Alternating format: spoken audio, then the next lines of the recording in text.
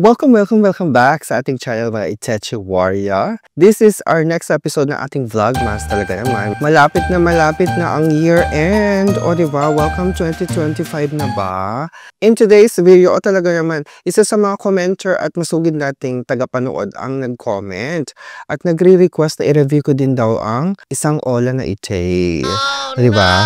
Siya ay si FT Lending Fast Cash Loan. Sino ba Ite? Never heard before. Diba? So, bagong Ola ba Ite? Sa mga nakapagjutang-jutang na dito sa FT Lending na Itechi Warrior. Can you please leave a comment? Kasi wala akong idea kung sino ba Ite. Pero, in today's video talaga naman, dito sa channel na Ite, hihimay-himay natin ang mga bagong Ola na nagsulputan sa Play Store at App Store. Hindi natin tatantanan ang mga Itechi Warrior sa kanilang pasabog. Oh, diba? May ganun. Talagang hihimay-himayin natin from the bones. O diba? Ika nga. Antarush. Anyways, eto na. Simulan natin ang bakbakan. FT Lending Fast Cash Loan. As you can see, ito ang kanyang itsura. Oh. FT Lending Fast Cash Loan. So, under siya ni FT Lending Master Philippines Corp. Never heard talaga naman. Dito tayo sa About This App. Faster, safer, and more convenient online cash loan app. Okay, faster, safe, and more convenient daw. Ito ang kanyang features. Dynamic credit limit enhancement. Ay, taray, may ganan. May pa-dynamic credit limit. Ano yun? So, ang sabi dito, your credit limit can potentially increase incrementally. Reaching a maximum of 30,000 pesos. Progressive interest rate decrease. Ganar. Benefit from gradually decreasing interest rate as you maintain a good credit standing. Tapos flexible and optional payment periods. Ilang days yan? Okay, so sino daw ba ang dapat mag-apply? Filipino residents, age 18 to 6. Hala, ang bata naman ng 18, from 18 years old. O, estudyante pa lang yon, FT Lending. Wala pang trabaho, ilulubog niya na. Charet. Possess at least one valid ID. Have an active mobile number. Uy, hindi ko ini-encourage siya. Dini-discourage ko ang pag-apply ng mga estudyante ha, yung mga 18 years old. Dapat 21 ito. Talaga naman, grabe ha. Okay, ganito daw mag-apply. Ida-download mo tong FT Lending pero wag niyong subukan hanggat hindi niyo napapanood ng buo ang video na Itechi Warrior. Kasi hindi rin ako aware dito kung sino ba ito si FT Lending na Ite. Kaya, mas safe na wag nyo nang i-download. Panoorin nyo lang muna itong video na ito para sa paghimay-himay natin ng mga Ola. Okay, tapos ganito, yan yung steps niya. Okay? Tapos ang sinasabi, fully digital financial services platform daw siya. Tapos, we aim to deliver an exceptional experience with no hidden charges and a rapid approval process. FT Lending is a financial corporation licensed by the SEC. May certificate of authority daw siya. Okay, i-check nyo rin kung accredited ba siya ng CIC, ha? Balitaan nyo ako. Okay, anyways, ito ang kanyang loan amount. From 2,000 to 30,000 Kinembolar pesos. Okay, ang kanyang term is 120 days, ang minimum. Tapos, up to 180 days. Ito na naman tayo sa 180 days. Tapos ang maximum APR niya is 36%. Wala siyang transaction fee. And of course, napaka-importante din kapag maghihimay-himay tayo ng mga Ola at on your end din, magbasa-basa din kayo ng mga reviews. Kasi dito, yung ratings and reviews niya, 4.7 as of today, December 25. Taray! O diba, 4.7? Kasi dito din natin malalaman at magkakaroon din tayo ng knowledge, ideas, kung ano ang proseso at syempre, mapapakinggan din natin. Makikitsika din tayo sa mga nagjutang-jutang na dito. Kasi most likely itong mga nag-comments at nagbigay ng mga reviews ng FT Lending na ito sa Play Store ay talaga naman mga nagjutang na, nakapagjutang na. So alamin natin. Okay, dito, sabi after deleted my account, can't even register again, poor app. What a worse app reported this Ola app for good. Oh no! Tapos sabi pa dito, after 3 times loan, the loanable amount stuck at 800. Not helping. Tapos sabi pa dito, they have high interest fee. And it's not true that you'll get the full amount that you requested. I only loaned for 2K, but they only gave me 1K plus. And need to pay for a week. 7 days lang. Plus their agents will harass you all day on your due day. Texting all your contacts on your phone. So please be careful, don't dare download this app or you'll regret it. If there's a 0, that's what they deserve. Oh, grabe. Oh, no. Nagjajaras din pala siya. Scammer alert, sabi. They just want your information. Don't even try to download it. Kaloka, scammer alert. Sabi pa ng isa dito, disappointed. Nakaloan ako sa inyo for multiple times.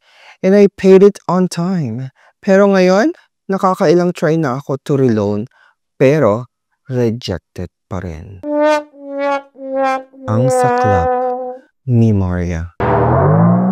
Rejected after completing. Not less than a minute, they immediately denied my application. Despite having a good credit score. Hala, napaka-unfair naman yun. Why failed? Can you give some feedback for any reason? Scam! Worst app ever. Those 5-star rates are fake. Kasi may mga nag-5-star din dito. Ayun, as you can see, may mga 5-star siya. Pero, for sure, mga Ola agents din nila itong mga nag-5-star dito. Chihuahua. O diba, may pag-ganun sila. Great app, very small interest and very fast disbursement daw. That's so far so good. Awesome. This app is so fast and helpful. Mga ano lang to, mga Kembular at chuchu ng mga Ola agents din nila. Kaya wag kayong maniniwala sa mga pa 5-star nila. Alamin nyo ng mabuti ang ratings and reviews na binibigay nila dito sa Play Store. Diba? Pakinggan nyo yung mga naka-experience ng malala. Yung talagang genuine, diba, experience na tinatawag. Coming from those nakapagjutang dito sa Ola na ito. Like yung mga critical na star reviews or yung mga mabababa. Para at least, diba, malaman natin yung katotohanan. Itong mga 5-star na to, hindi ito hindi siya realistic ni para kayo ay maniwala. Sabi pa dito, so disappointed, my application reject even I put it correctly and I also follow the step but they reject my application. So, nangangalap lang talaga ng impormasyon. Rejected, rejector. Not good. Ano ba yun? Nakakaloka. Tignan mo, sumasagot itong si FT Lending. Sabi ng isang nag-review, bakit decline na naman ako? Pang second ko na, sana nag-increase nga ako, decline naman. Okay sana pero salamat na lang FT, uninstall na lang, salamat po, sabi niya. Tapos sumagot si FT Lending, understand, sabi niya, good day. FT Lending understands your financial need, especially during this difficult time. Our loan decisions are based on FT Lending's credit. And, wala lang tuloy. Diba? And, parang kinapi-paste lang talaga nila yung mga sagot nila, te. O, pare-pareho lang, Diba? Wala man lang follow-up. Diba? Hanggang dun na yun. And, tapos sabi mo, nagbayad ako sa tamang oras, bakit nung magre-loan ako rejected? Anyway, silipin natin. Why? Statement of disclosure agad? Hindi ito statement of disclosure, Mima, ha? This is permissions to grant access to this following information, yung contacts mo, phone number, personal information, camera, location. Ayan, yan yung mga gusto nilang i-grant mo bago mo magamit daw ang app na ito. Don't allow ko yan. Diba? So, ganito. The limit recyclable and upgradable? Ano? Recyclable. Di ba pwedeng revolving? Recyclable talaga. So, parang basura na siya. Tapos, i-recycle mo yung credit limit. Ano yun? The credit limit can be Kaloka. The credit limit can be restored with its repayment and increases gradually with a good credit record. Hala, ang daming pakulo. Gradual reduction of interest rates. Ay, the interest rate will be gradually reduced as you keep a good credit record. Flexible and optional repayment periods. Kaloka. Tapos, ang kanyang offer, tignan mo, 30,000 te. Pag inopen mo yung app. Pero magbabago yan kapag nakapag-register ka.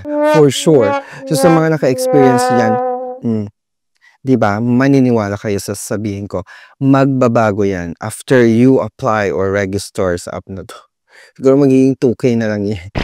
Tapos, sabi dito, log in to view my limit. Please log in first daw. Fast application, fast audit, fast arriving. Ano yun? So, pag nakapag-log in ka dyan, for sure magbabago yan, te. Ang sinasabi nila dito, maximum revolving credit limit is 30,000 pesos. So, ayan siya. Tapos, 3 minutes to enter your information. 1 minute application for a loan. 10 minutes get the amount, sabi. Ayan manghihingi na siya ng number. Siyempre, apply mo. Ako, hindi naman tayo mag-a-apply. Hinihimay-himay lang natin. Anyways, hindi ko yan papatulan at hindi ko a-applyin yan kasi alam kong misleading lang Itachiwaria sa 30,000. Huh? Naku, nakakaloka, huwag kayong maniniwala sa mga ganitong ola. Sa nag-comment at nag-request na i-review ko to, pwede kang mag-email sa akin sa inquiry.teammarcos@gmail.com para makita ko naman ang kaloob-looban ng iyong account. Magkano bang interest rate niya talaga? May processing fee ba? Wala ba talagang hidden charges? Ilang days ang kanyang payment terms? Email na kayo sa akin para naman magkaroon tayo ng follow-up review sa FT Lending na Itachi. So again, mag-iingat kayo kasi syempre, Pasko at bagong taon.